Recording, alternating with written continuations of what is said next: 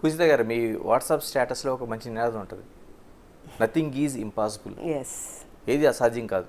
అవును. ఎందుకు మీ జీవితంలో చాలా వరకు సాధ్యం కానీ మిగిలిపోయి ఉన్నాయి? అటు పర్సనల్ లైఫ్ కావచ్చు, లేకపోతే మిగతా అంశాలు కావచ్చు, లేకపోతే హీరోయిన్గా కొనసాగడం కావచ్చు, లేకపోతే మీ ఫ్యామిలీ మ్యాటర్ కావచ్చు. ఇవన్నీ బయట నుంచి ఇంప్రెస్ చేసేవేనండి. మనసుకి తెలియాలి నథింగ్ ఈజ్ ఇంపాసిబుల్, ఏది అసాధ్యం కాదు అంది అంటే నేను ఫైటర్, ఐఎమ్ ఏ ఫైటర్ అని. నేను ఫైట్ చేస్తూనే ఉన్నాను. ఎలా అనుకున్నారు మీరు నాకు ఏది కాలేదని? అవుతుందేమో టుమారో. మనం ఆశతో బతకాలి. రేపు అనే ఆశ ఉందంటే ఇంకొక 10 ఏళ్ళు బతుకుతాం. ఈ రోజుతో అయిపోయింది అనే నిరాశ ఉందంటే ఇంకాసేపట్లో పోతాం. So I'm a fighter. నేను దేనికి భయపడినండి, నేను ఫైట్ చేస్తూనే ఉంటాను. నా ప్రాబ్లం కాకపోయినా నేను ఫైట్ చేస్తూనే ఉంటా. నాకు రాలేదే అనేది నేను అనుకోను, ఎందుకంటే వస్తుంది, ఖచ్చితంగా వస్తుంది కాబట్టి నేను ఫైట్ చేస్తున్నాను. నా పర్సనల్ లైఫ్ అంటారా, పర్సనల్ లైఫ్ అనేది అలా జరుగుతుంది అని నేను ఎప్పుడు అనుకోలేదు. It was really mind blocking ఇదనమాట.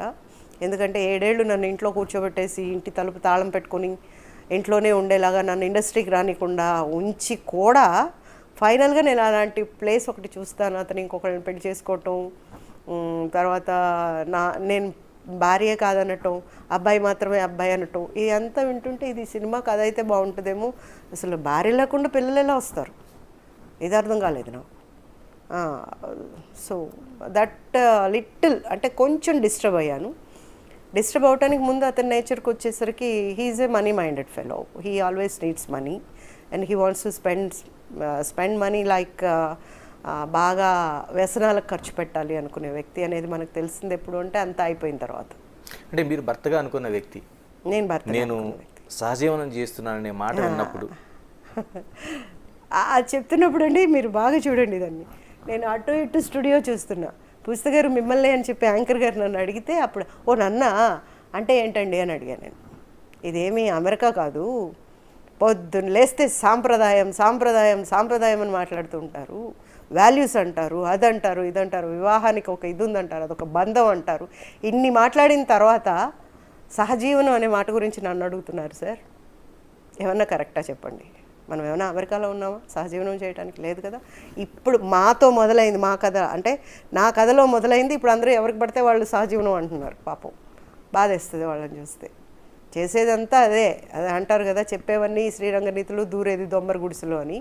అలాగా చెప్పేదంతా మాటలే. మరి వివాహ బంధానికి అర్థం ఏముంది మీరు చెప్పండి, నాకు తెలియదేమో. మరి నేను ఒక్కడి మీదే ఉన్నాను కదా, ఒక కాలు మీదే ఉన్నాను, ఇప్పటికీ అలాగే ఉన్నాను కదా. నా బిడ్డతోనే ఉన్నాను, పక్కకు కూడా నేను చూడలేదు ఈరోజు వరకు. మా అబ్బాయినే చూస్తాను. ఇప్పుడు మీతో మాట్లాడిన ఒక 5 నిమిషాలకు మా అబ్బాయి గుర్తొచ్చాడంటే మీరు కనిపిరు నాకు, మా అబ్బాయి కనిపిస్తాడు. ఆ అబ్బాయితో మాట్లాడుతున్నట్టే అనుకుంటాను, కానీ అంటే నాలో నిండిపోయాడు. ఇంకా అంటే ఒకరోజు వెరీ టచ్ ఇది. ఈ ఇన్సిడెంట్ జరిగిన తర్వాత మా అమ్మ నాన్నగారు అప్పటికే చనిపోయారు. అమ్మ ఉంది. నీకేం కర్మ పట్టి ఇవన్నీ చేయాలమ్మా, అక్కర్లేదు రా నువ్వు అని చెప్పి మా అమ్మ నా చేపట్టుకుంటే, బాబు నువ్వు వాళ్ళు తీసుకెళ్ళిపోతారు అని. ఒక చిన్న బుజ్జి ప్రాణం తలుపు పక్క నుండి ఇలా చూస్తుంది, 2 కళ్ళు మెరుస్తున్నాయి కళ్ళు. ఇలా చూసి నేను దానా అంటే పరిగెట్టుకుని వచ్చి, మమ్మీ నన్ను వదిలేసి వెళ్ళిపోతావా నువ్వు అనేసి నేను ఆ చిటికిన వేలు మా అబ్బాయి పట్టుకున్నాడు. చిటికిన వేలు ఎవరు పట్టుకుంటారు? మొగుడు పట్టుకుంటాడు. కానీ మా అబ్బాయి నా చిటికిన వేలు పట్టుకున్నాడు. ఈ రోజుకి కూడా నేను ఆ ఇన్సిడెంట్ మర్చిపోలేను. అవును, నేను అడిగి తెచ్చాను మా అబ్బాయిని భూమి మీదకి, లేదు కదా, నా కొవ్వెక్కి తెచ్చాను నేను మా బాబుని.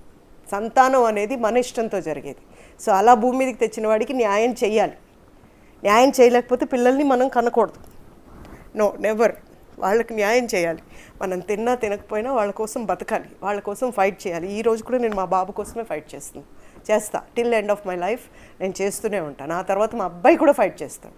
పూజిత గారు, మీరు ఇంత భావోద్వేగంతో మాట్లాడుతున్నారు. ఒక మంచి తల్లిగా మీరు ఇంత కొనసాగుతున్న మీరు ఒక మంచి భార్యగా ఎందుకు ఉండలేకపోయాననే ప్రశ్నకి ఏం సమాధానం చెప్తారు? మంచి భార్యను కాదు అనేది కరెక్ట్ కాదు. నా దగ్గర అప్పటికే నగలు గిగలన్నీ అయిపోయి ఉంటాయి, డబ్బులు గిబ్బులన్నీ అయిపోయి ఉంటాయి. అందుకని నేను మంచి భార్యను కదా. అవన్నీ ఉన్నంతవరకు నేను మంచి భార్యనే కదా. అవన్నీ నువ్వే తీసుకెళ్ళిపోయావు కదా. అసలు బ్యాంకులో ఉన్నాయి తీస్తారనేది బ్యాంకుకి వెళ్ళటమే తెలియదు నాకు. అలా పెంచారు నన్ను మా ఇంట్లో. నాకు 100 రూపాయల నోటు తప్ప మీరు 500 రూపాయల నోటు ఇచ్చినా కూడా అది డబ్బులని తెలీదు. 100 తెలుసు నాకు. Though I'm a BCom student. I know only 100 rupees. ఆ 100 రూపీస్ నోట్ చూసి అయ్యి నాకు మా డాడీ 100 ఇచ్చారు అనుకునేది. ఆ 100 మళ్ళీ చిల్లర చేసి 10 రూపాయల్లో మిరపకాయ బజ్జీలు తినేవాళ్ళం. 5 వచ్చేవి అప్పట్లో 10 రూపాయలకి. 2.5 తిన్నప్పుడు తింటూ ఉంటే 2.5లో ఆ నర్ర తీసుకొని మా నాన్నగారు 3 తినేసేవారు. ఇద్దరం జుట్లు పట్టుకొని కొట్టుకునేవాళ్ళం. ఆ లైఫ్ తెలుసు నాకు. సో అలాంటిది బ్యాంక్లోంచి కూడా వెళ్ళిపోతాయి అనేది తెలీదండి. అంత మునిగిపోతానని తెలియదు. ఎవరైనా కూడా ఒక ఆయన అడిగాడు ఎవరో నన్ను ఇట్లా ఇంటర్వ్యూలో, ఎలా నమ్మావమ్మా అలాగా అని. ఏం మాట్లాడుతున్నారు నేను పక్కింటోడిని నమ్మానా? భర్త అనే స్థానంలో ఉన్నవాడిని, భర్తను కాకపోతే దేవుడి తర్వాత నమ్మాల్సింది భర్తనే కదా. మరి అతనే ఇలా చేస్తాడని ట్యాగ్ వేసుకుని ఉంటే నమ్మను కదా. ఎగ్జాక్ట్లీ. ట్యాగ్ వేసుకొని నేను ఇలాంటి వాడిని, నేను డబ్బుల కోసమే వచ్చాను అని ఉంటే నేను నమ్మను కదా. అంటే అంత ప్రయాణంలో ఎప్పుడు గమనించలేదండి? అంటే మానవ సంబంధాలన్నీ ఆర్థిక సంబంధాలే. నన్ను బయట సంబంధాలతో కట్ చేసి పడేశాడండి. ఒకటి first thing, he want to grow himself in all aspects అన్నట్టుగా ఉండిపోయాడు. అండ్ నేను బయటికి రాకూడదు. నా ఇప్పుడు మీరు నన్ను మేడం అన్నారంటే తట్టుకోలేడు, నమస్తే అండి అన్నారంటే ఎందుకంటే అతను ఎవరో మీకు తెలియదు, మీరు నమస్తే పెట్టలేరు నేను చెప్తే తప్ప. ఇతను మా హస్బెండ్ అని అంటే అప్పుడు అవునా సార్, హాయ్ సార్ అని చెయ్యి ఇవ్వటమో నమస్తేనో పెడతారు. అది తట్టుకోలేడు అతను, ఈగోయిస్ట్. సో నన్ను మా అమ్మ దగ్గర ఎప్పుడో అన్నాడంట, మహా అంటే హీరోయిన్లు 2 years ఉంటారు, దాని తర్వాత తొక్కేయటమే, నేను చూపిస్తాను సినిమా, నేను చూపిస్తాను తనకి అని చెప్పి ఏదో అన్నాడంట. సో అవన్నీ తర్వాత నేను ఒకటే చెప్తా, అదే దీనికి అన్నిటికీ ఏం కావాలంటే ధైర్యం కావాలండి. చెప్పేవాడికి కూడా ధైర్యం ఉండాలి. అమ్మా ఇలా కాదు, నువ్వు చూస్తున్నదే నిజం కాదు అని, ఇతని క్యారెక్టర్ ఇది కాదు అని. ఇప్పుడు చెప్తున్నారు, రేపు నాకు కోర్టు ఉంది, ఇదే కేసు మీద రేపు నాకు కోర్టు ఉంది. వాచ్మెన్ కానీ చుట్టుపక్కల వాళ్ళు కానీ ఇప్పుడు చెప్తున్నారు. ఆ రోజు ఎందుకు చెప్పలేదు నేను మీకు ఇంత క్లోజ్గా ఉన్నప్పుడు? ఫ్రెండ్ అంటే ఏంటి అర్థం?